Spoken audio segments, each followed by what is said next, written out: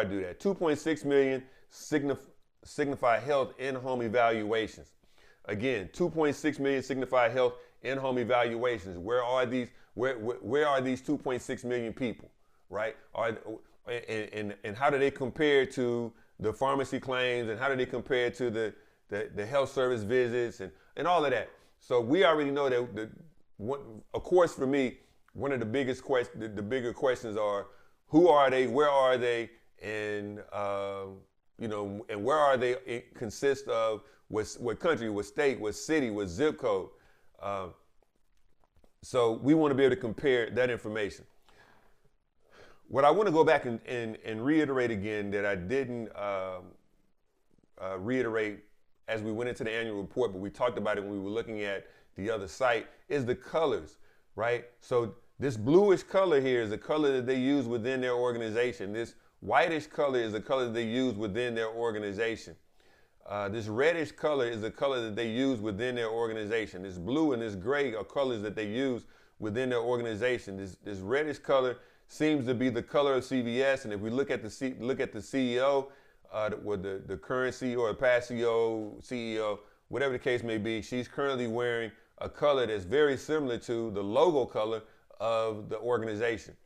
All of that is very important. Of course, this bluish text that's here and this grayish text all seems to be consistent with the blues and the grays that are being used. Those are questions that we need to have answered, or that we would like to have answered initially. What colors do you like to see in your visuals? What colors do you like to see in your text? What colors do you like to see in your visualizations, in your bar charts? So there are different colors probably for each different, well, there could be different colors for each type of visualization, or there could just be regular colors, standard colors for the actual report itself. I'm not gonna beat that horse too badly there. I'm just gonna we'll go deeper into that as we need to. Just understanding that there are different colors, different color schemes that could be unique to each company, and there probably are. It's not a could. There probably are different color schemes unique to each company. As we scroll down, we see that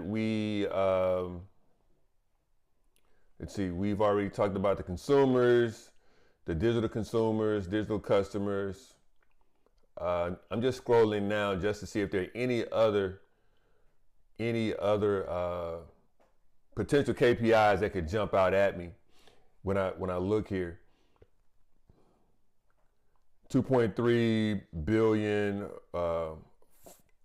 pharmacy claims, 10 plus million annual health services, 25% greater utilization, 2.6 million signify health in-home evaluations. All of those, I think we pretty much get an idea of what those potential KPIs could be. Here we have another quick KPI or potential KPI that jumps out: 55 plus million consumers access two or more CVS health offerings.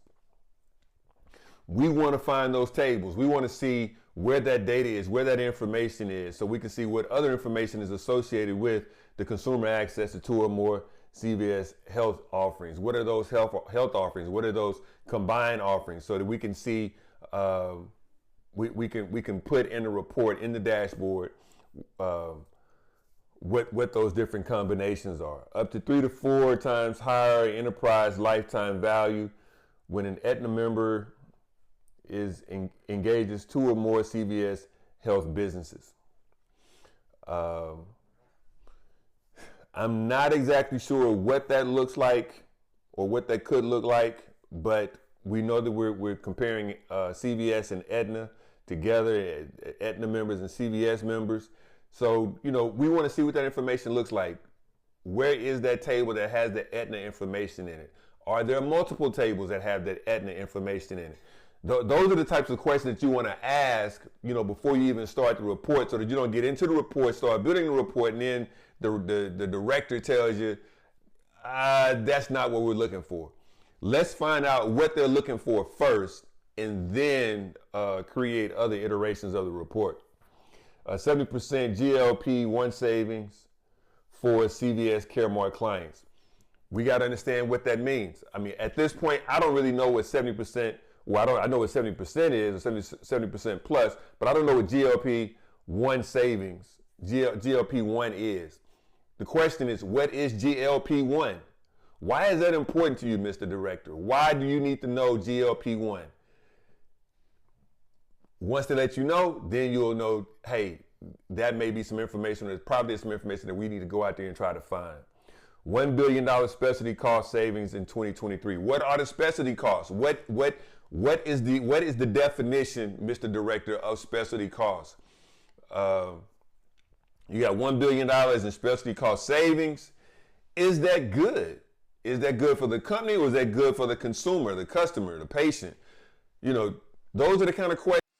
Hey, listen, real quick, before we go too much further, here's the deal. I just want to let you guys know that I will be on a 7-city tour in 2025. That's right, I'll be on a 7-city tour in 2025, bringing Power of the BI live, bringing Power of the BI live to a location near you. 7-city tour. I'm going to be somewhere close to where you are, and here's the deal.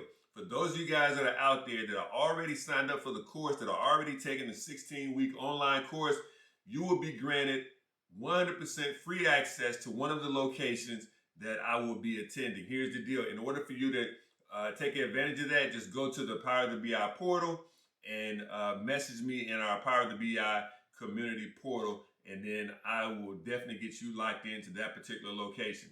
Now, for those of you guys that are not already signed up for the online course, here's the deal. This is what Power of the BI Live means to you. It means that the 16-week course that I teach for 16 weeks, teaching you Power BI, I will be doing it live Friday, Saturday, and Sunday in a city near you, or probably in your city. You want to be there. If you're the type of person that like to have hands-on teaching, you like to see the instructor face-to-face, you like to be able to ask questions right there on the spot, I am going to be teaching that class, this class, Power of the BI. I'm going to be teaching it live in a city near you in 2025. I'm going to 7 cities, and I'm going to teach this class on a Friday, Saturday, and Sunday.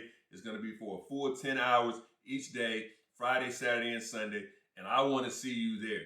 To get more information about Power of the BI Live and the location near you, what you need to do is go over to my website, powerofthebi.com. Go over to my website, powerofthebi.com, and I'm going to be honest with you. You're going to have to register. You're going to have to register and get on the wait list. You're going to have to register and get on the wait list. This is going to be a class that's going to fill up fast, and I want to make sure that we have the right people in that class, and it's going to be built specifically for those that are really trying to learn Power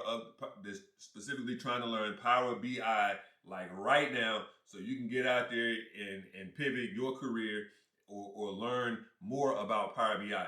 Whatever you're trying to do when it comes to Power BI, and you need to be in this class, Power of the BI Live, 7 cities, coming to a location near you in 2025. Now, back to the class.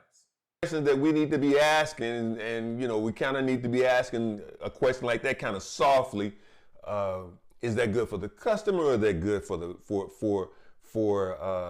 company? How do we want to visualize it? How do we want to display that? That, to me, that sounds like that could be something that could be a not necessarily a red flag, but it could be something that is a need to know basis as to what is a specialty cost savings.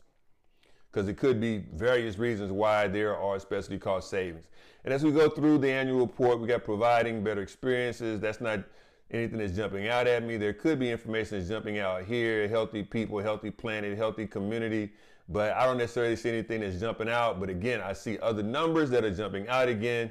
And based on this particular annual report, you know,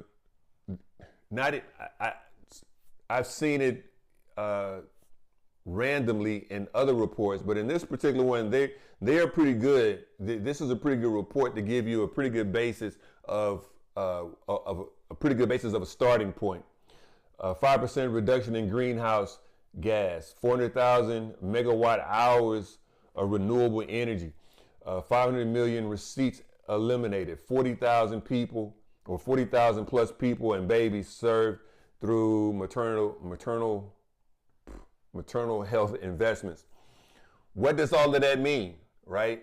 It sounds like we're talking about green and energy and efficiencies and stuff like that. But those questions, we're not pros in that. We're not the professionals in that space. We need to know what their definitions are and why that's important to them, because those are KPIs that we could be creating, but we've got to find that data. We've got to find that information, and we need to be asking where are those tables that data is in.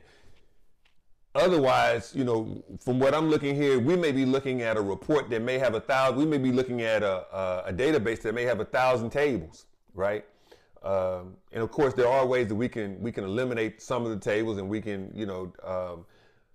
become more efficient in how we find other tables that we potentially may need. But if we can ask those direct questions early, where are those tables? Now, in many cases, well, in some cases, we may run up on answers where the answer is, I don't know, or I have to find out, and that's okay. But, if we can get those answers early, that eliminates us having to go through like a needle in a haystack trying to find where that particular information is. So I'm not going to go too much further into this annual report, and I'm not sure how much more data is in here, how much more KPIs, or how many more potential KPIs may be here. And I'm assuming there probably are going to be a few, but it looks like coming to the end, we're at financial data and footnotes and things like that. So, we may have covered a great deal, but I just wanted to give you some idea of what, analyzing a potential client would look like. And in this particular case study, we're talking about this client being CVS. What I want to reiterate here again here at the end is that this is only a case study. The data that we're going to be using and the databases that we're going to be using will not be actual data from CVS or CVS Company. CVS Health is actually data that we just made up using artificial intelligence. But with that said, you can utilize this annual report so that you can have a pretty good idea of what type of questions to ask. What does a true annual report or KPI report probably look like when it comes to an organization such as CVS. Again, this is not the official CVS report. This is the official CVS annual report, but the data that you're going to be receiving in the database is not actual CVS data. It is data that we made up via artificial intelligence. So do not take that data, try to run with it and make money off of it, or make stock predictions and that type of stuff.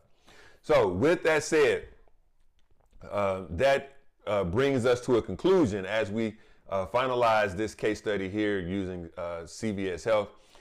If you guys have any questions, please reach out to myself or reach out to one of the other team members, and hopefully you have the information that you need to create a very not very good, but a super report.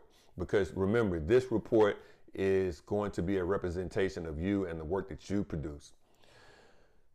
With that said, that brings us to the end of this case study. If you have any questions, again, reach out to me or other team members. Outside of that, thank you for joining in, and I look forward to seeing you again in the next video.